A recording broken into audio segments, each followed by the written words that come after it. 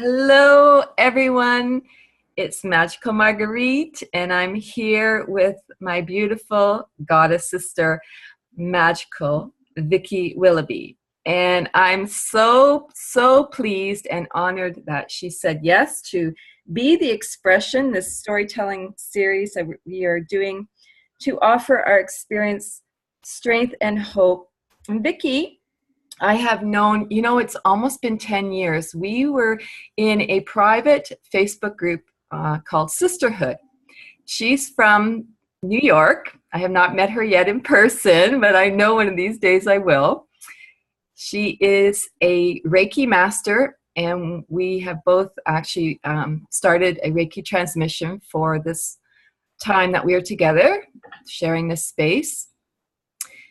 She's a reflexology, works with living young oils, is a minister, and I like to refer to her as Mama Hen because she's always administering wisdom to myself and so many others. Even though the sisterhood group isn't going anymore, we still connect. And I know she's also my Palladian sister. So without further ado, welcome, Vicki. Thank you, Marguerite. I'm excited to be here today. And just to be clear, Young Living essential oils are the ones that I use. There's probably a company out there called Living Young, but that's not the one that my ministry is through. Okay. But I'm excited to be here. I think you're doing a great thing. I'm so proud of you for stepping out and stepping up and allowing the rest of us the opportunity to do that as well. Oh, thank you, darling. Thank you. So we have such long conversations, so it's going to be a challenge to keep this in half an hour. But I got the timer on. So I want to first ask you about your awakening, because I know you are always choosing love, and maybe you can share a little bit about that. Well,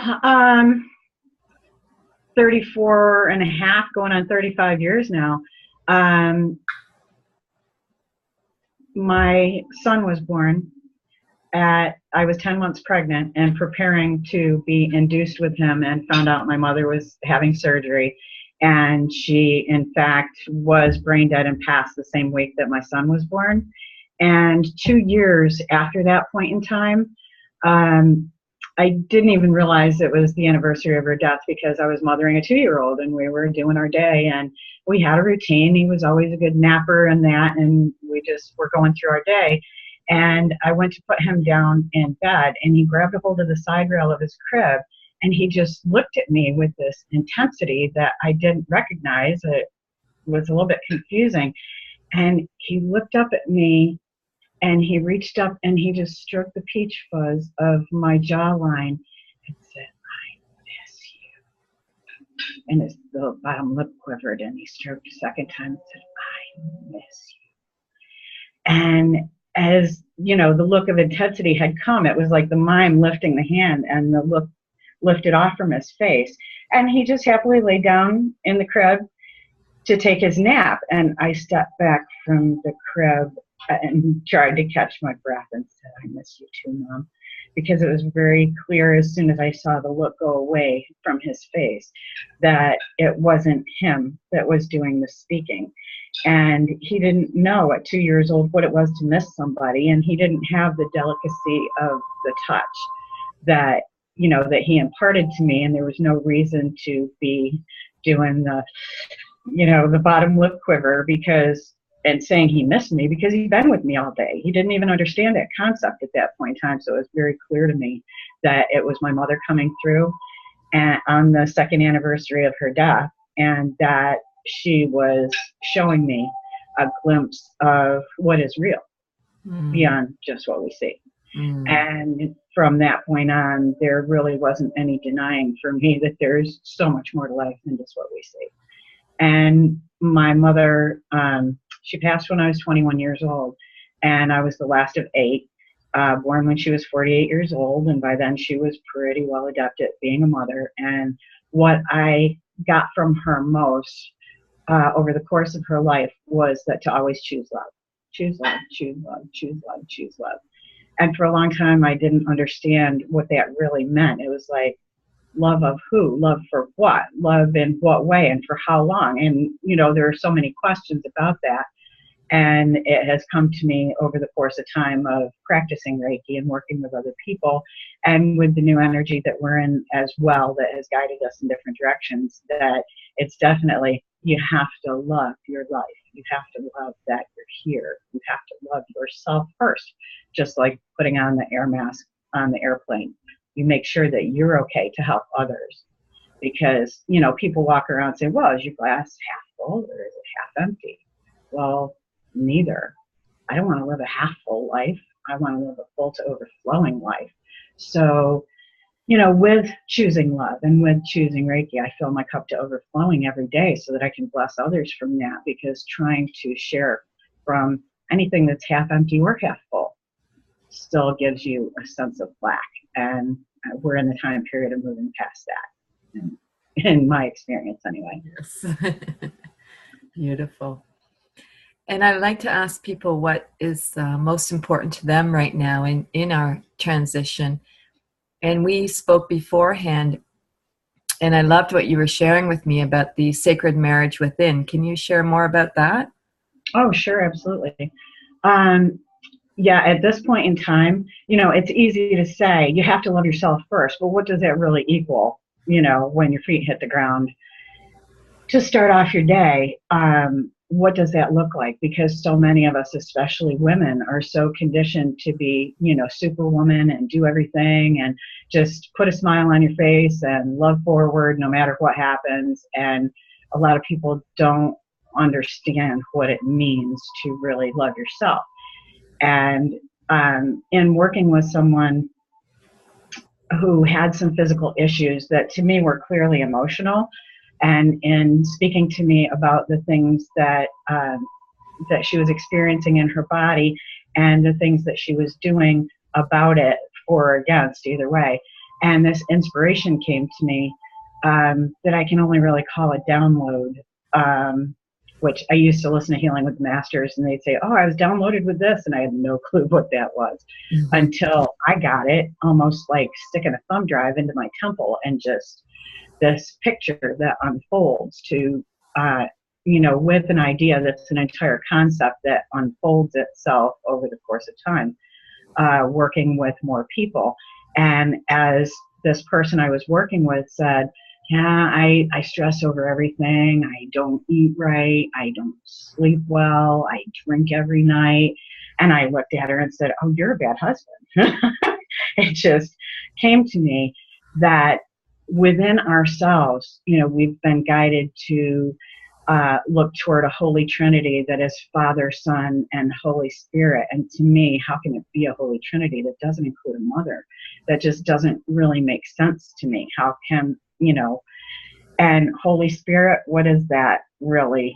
It's been defined over the course of time, but as the shift of energy changed, I think that all our concepts need to change and upgrade to what's really true. And that the Holy Trinity really is contained within each one of us, because we are not just form, we are not just energy, we are the marriage of the form and the energy, whether you want to call that, Father, God, Mother, Earth, whatever names you want to put on it, it doesn't really make a difference. It's undeniable that we are more than just form. We are more than just spirit. We are the marriage of the two. So and that marriage creates the child, creates the life that we have from the point of that marriage.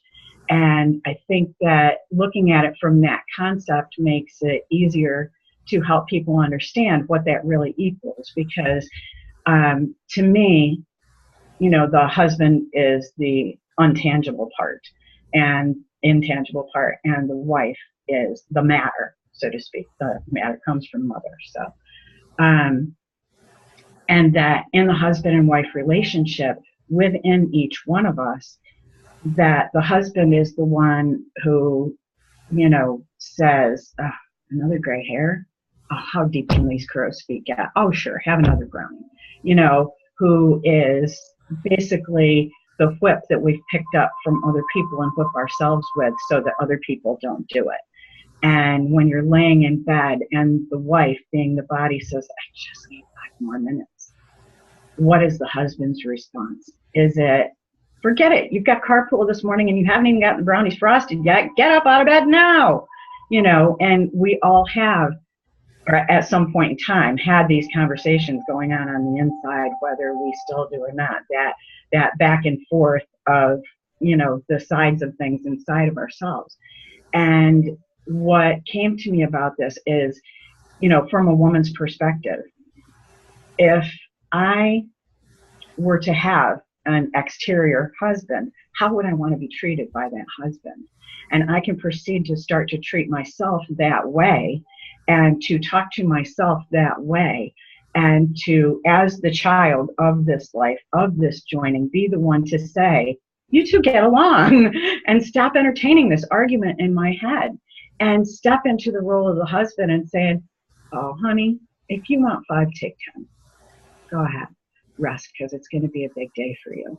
And when you move into full responsibility for the entire triangulation of the one aspect that is invisible, and then our physical bodies that send us so many perfect messages about guidance, and that's what they're there to do, that when we really step into all of that and be in communication with ourselves, that supports, that loves, that feeds, that shows the relationship that we want to have, that it changes everything moving forward. And with my friend at the time, her marriage was having some challenges, and I said, that's funny because you have abused yourself, and right out of your wife's mouth, you are making her say the words about what you have done to yourself, and you're saying it almost like a mean drunk who's like, well, I'd stop kicking her butt if she'd stop complaining. You know, like, you have no responsibility for that. And your exterior husband has taken to treating you the only way that you will accept, the way that you have trained him to treat you, and you think it's his fault. Mm. So if you won't accept better than that for yourself, then how is he supposed to give that to you?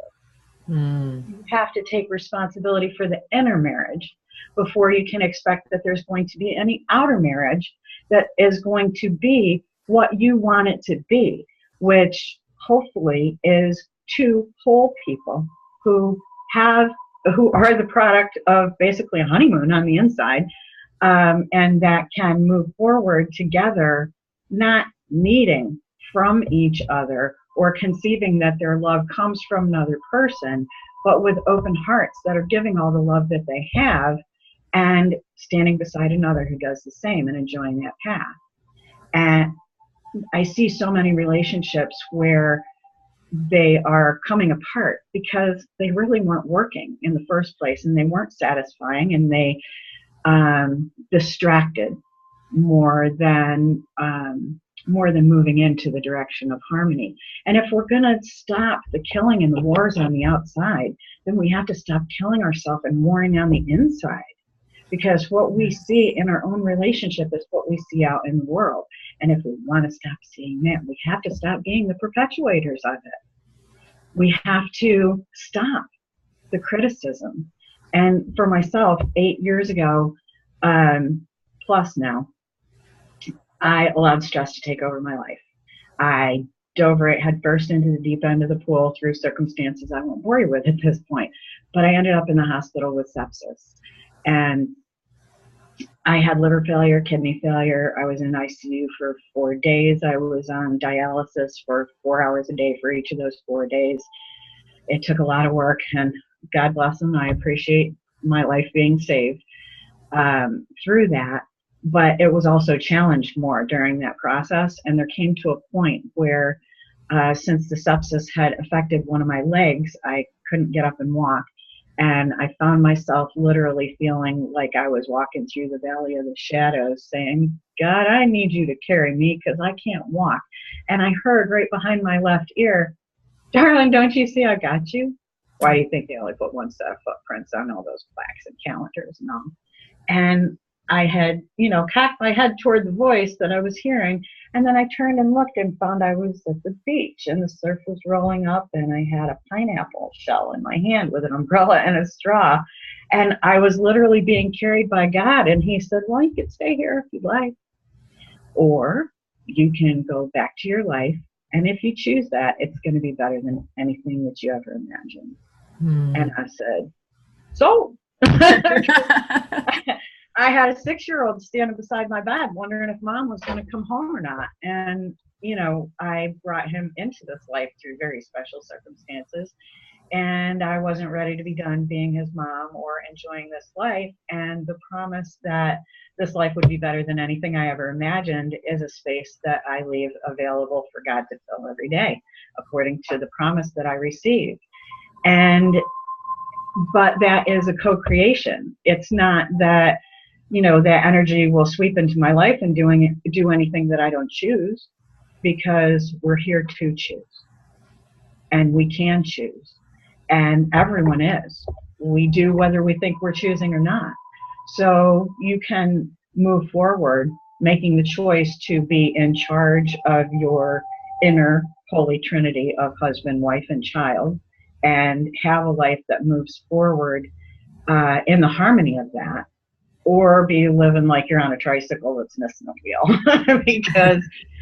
because you're not putting yourself into the middle of your holy trinity and being the co-creator of that. You're sort of creating by default and allowing other people's actions and whatever they're doing to be the steerer of your vessel, so to speak.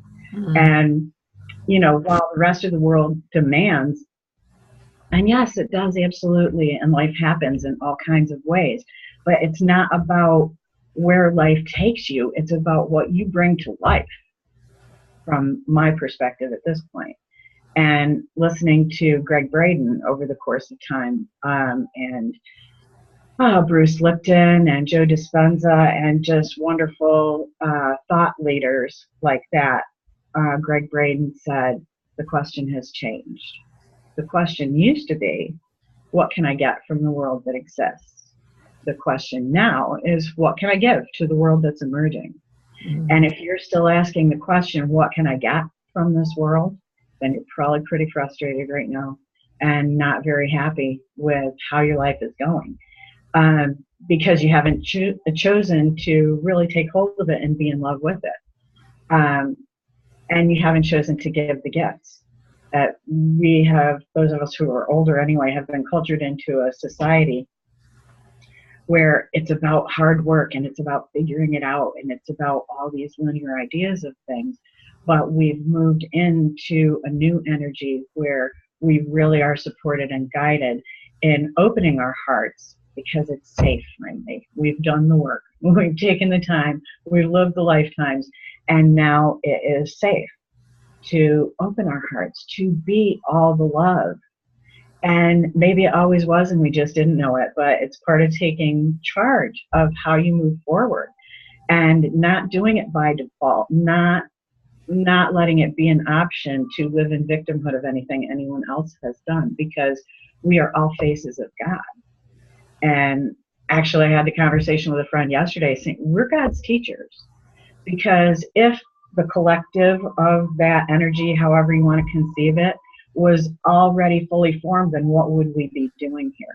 It's our choices that change the way things unfold and the way the energy enmeshes and entangles itself, so to speak, as we build this tapestry of human life as we move forward. And every choice we make, we have no idea what changes will come out of choosing to do this interview today. Just like, remember back in the beginning of Sisterhood when Sadie Fulton put on a page that said who we are, so that we could find each other, so that we could trade services and support each other globally.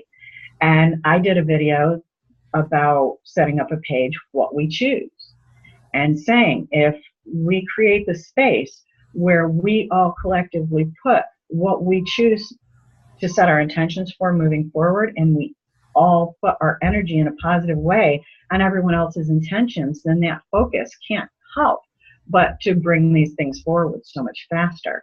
And within, I want to say, 36 hours of posting that video, Sadie had set up the Tools of the Sisterhood, and that was our workbench page to create the Daily Sisterhood blogs that went online the first day of spring that following March that we all brought together. And that was life-changing for all of us. We're barely in communication with each other anymore as the Daily Sisterhood because we invested so much. We chose love and put it out there so much that our lives are so activated, we can't really focus it to the screen anymore. It's too big. There are so many fantastic things going on because we all chose love to come together and to build that tapestry. And I think that is absolutely pivotal. Yeah. Where we are right now. Yeah. Beautiful. Well, and speaking of love, and I don't know if you can even express any more of this, but it is a question that I like to ask everyone, is how do you lean into love when there is all those distractions out there and you know, be living in the States and the extra distractions and the extra wake-up call, I would really, for lack of a better word, you know. I like to call our president the machete. Blessings and curses with machetes, I guess. I really lean into love by allowing myself to be detached from the majority of that. But the way that I do attach to it is by anything that comes in front of my attention that looks like less than love, I try to give love to, and understand that, you know, when you're in the transition from, you know, when a butterfly is in transition from caterpillar to butterfly, that in that chrysalis, there is basically a soup at some point in time that is neither caterpillar nor butterfly. And it's really scary for the caterpillar, I would imagine, because it looks like death. But it's a transition that's necessary for the butterfly to happen. And I look at what's going on right now as basically, you know, the time in the soup. But in that soup, there need to be the imaginal cells that imagine the butterfly. And that is what I hold. And that's, I'm going to refer to Greg Braden again because he speaks of how to pray at this point in time. And I've seen it work so many times. And for myself, I call it holding space. I'll tell people, I am holding the space for this, for you. And as I do that, it's like I hold the space for you, Margaret, to move forward with these transmissions and to open into and from all the love that there is, and that this will do fantastic things. And in holding, in creating that space, it's like I create my own bubble, and inside that I see you smiling and feeling jubilant and just overflowing with the beingness of joy in this life, feeling that spirit is fully embodied and just vibrating out there and enlivening life. And I've held a space for so many people over the course of time, and it makes a difference to hold space in that way, because it's an invitation. It's an invitation back to yourself, which incidentally is the name of the book that I'm writing right now, An Invitation Back to Myself, because I feel like that's what all of love is, all of life, what all of life is an invitation to choose. We can choose victimhood or victory. We can choose love or living by default. We can choose all the time. And instead of praying, oh, please, you know, send me that perfect person in my life, prayer shouldn't be a supplication. I mean, even the Lord's Prayer is not, it's not a request. It's a commandment. It's a decree. Give us this day our daily bread. It doesn't say please, because we have to beg, because we are a leading edge of God. What we have to do is choose if we want to live life that way. We can live by default. We can live in victimhood. And humans love drama. Let's face it. Oh, overcoming a challenge is so awesome, you know. But if we're all in life, there is no challenge. So, you know, embrace what is in life. And sometimes when things look just the craziest is when you're just about to break through and everything is about to come full circle, and you just can't see it at that moment. But when I at one point asked for true love in my life, it's like, please, I want true love in my life. I had to understand that with that, the current relationship I was in had to go because it didn't include that. And this past January, I really got the opportunity to be in my own relationship in a really cohesive way, because I went through the journey of passing kidney stones. They weren't stones by the time I passed them because I take charge of my own health situation and chose to go through that process by myself. And it wasn't really by myself, because I was with me through the whole thing. I was such a good husband to me through that process. And it came to my understanding that stones in my body did not resonate with the joy that I was living through, and they needed to be dissolved and removed from my being. And there were parts of it that were kind of a grueling process, but I laid in bed and held my own hand and said, honey, tell me anything you need. I'll take care of it. And I was the best husband I could be to me through that. And, you know, when it seems like everything is so rough, I lean into me. I lean into the light. I open further to give and receive more love. I give more of my gifts. If I feel like I'm floundering, I call somebody else up who is floundering, and I'll talk to them about our highest and best from my highest and best. And I appreciate so much the people that come to me that need some light to shine, is I feel like a lighthouse that stands, you know, before the storm. And it's not, oh, here comes the storm. That's why I'm here. So I just shine the light. And when people come before me asking for some of that light, it calls me to my highest and best, to offer the highest and best that I have within me to offer. And I'm so appreciative of that, because then that gets to be the experience of my life.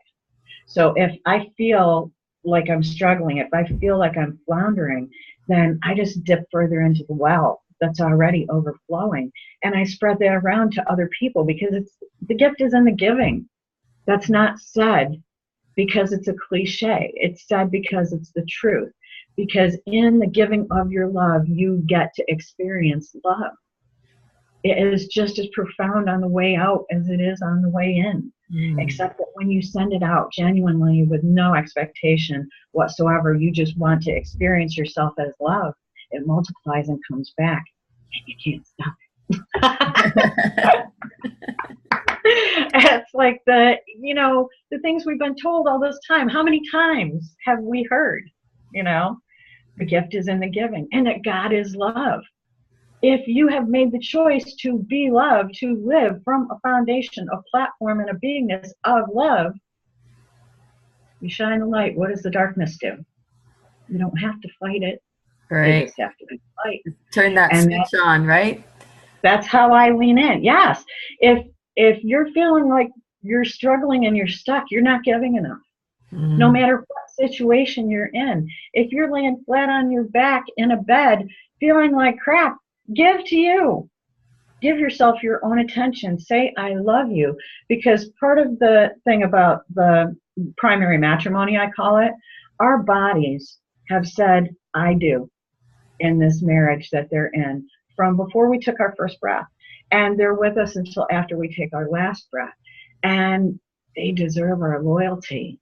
They deserve our support. They deserve our love. They deserve to receive all the love that goes out, not just being a people pleaser and sacrificing ourselves and letting the body be like the sacrificial lamb, because this is the wife who chose to marry you, who chose to come through all of this, all these trials and tribulations, and has given the utmost, the ultimate gift for our entire life.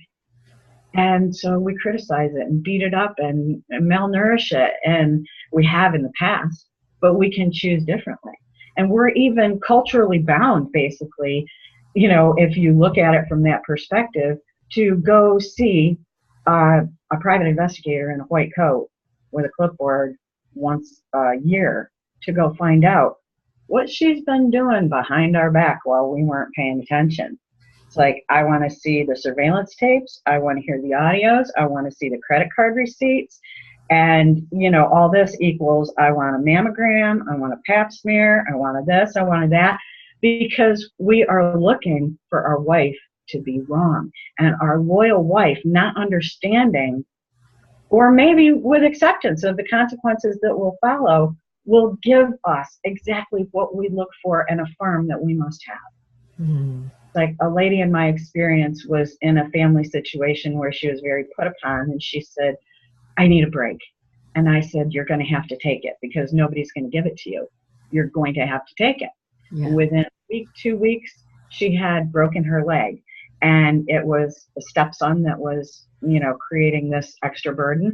And through grandchildren and a dog, it's like, okay, male side is the break and 3 different breaks, girl, boy, and dog. And you think something's wrong.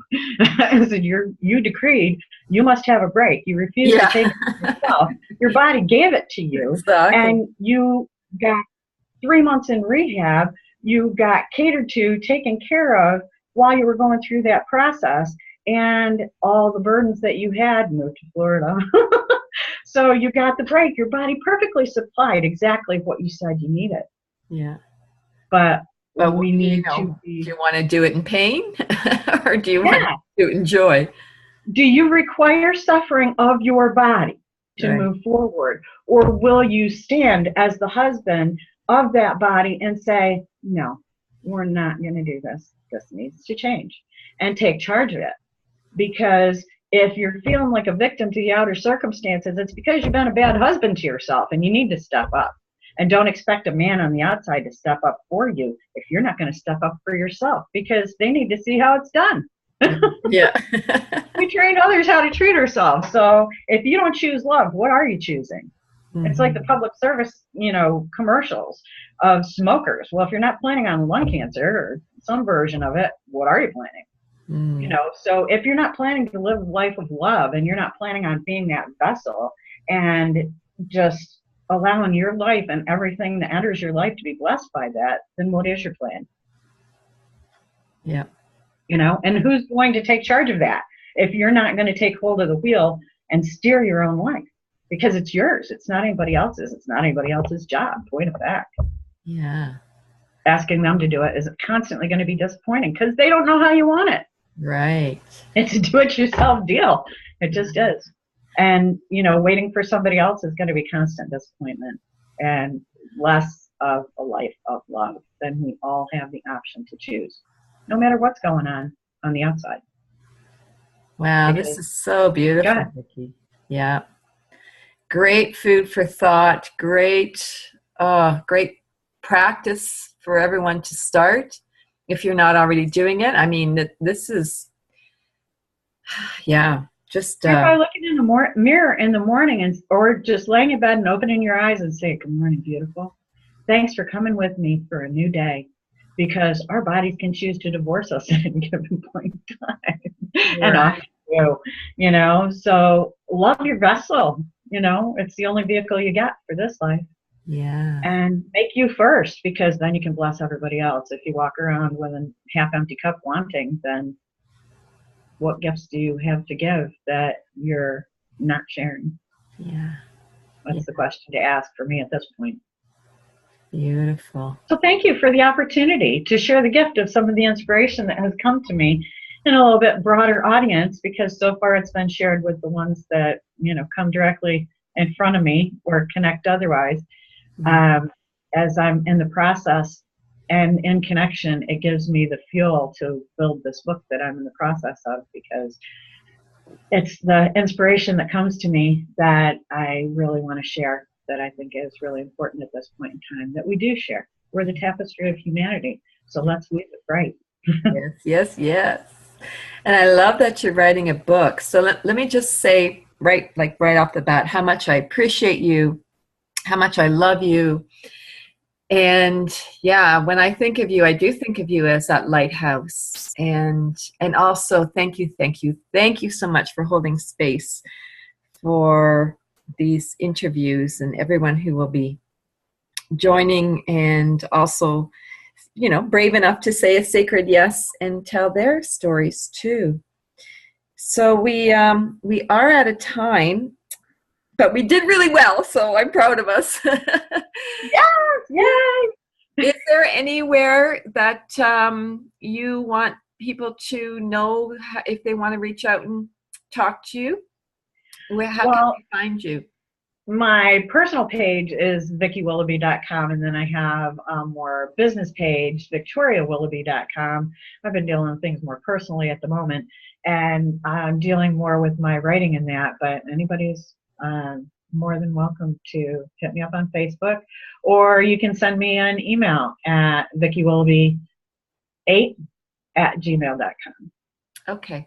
So when I put this up on YouTube, and I asked you beforehand, before I was asking people right on the interviews, I thought, well, I better ask beforehand. So you graciously have said yes, that this can go public. So when it's on YouTube, I will put your website on there. So Okay. You want the first one?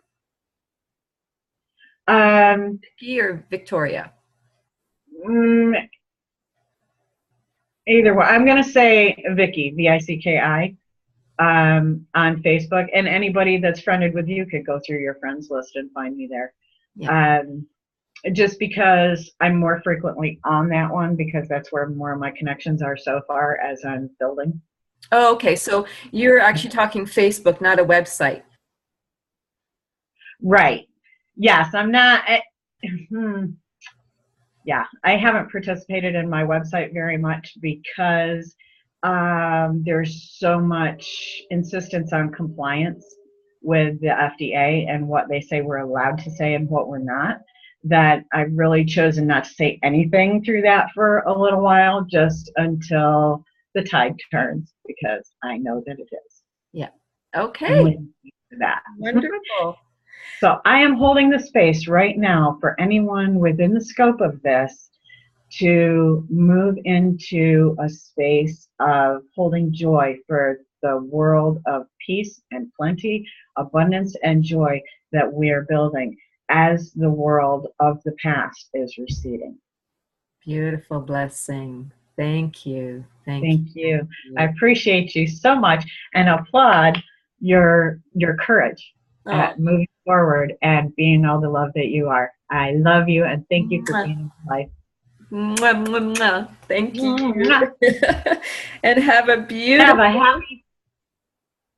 I'm sorry. Have a happy 4th of July weekend, I'll say. Yeah. Yeah. So at the moment, of course, when you listen to this, it might not be the long weekend coming up, but doesn't matter. Time is just the what am I trying to say? It doesn't matter when you listen. Holding the space of love is timeless. Yes. Yes. Okay. So have a beautiful weekend. Thank you. I will talk to you soon, sister. Okay. Well, I love you. Love you. Bye now.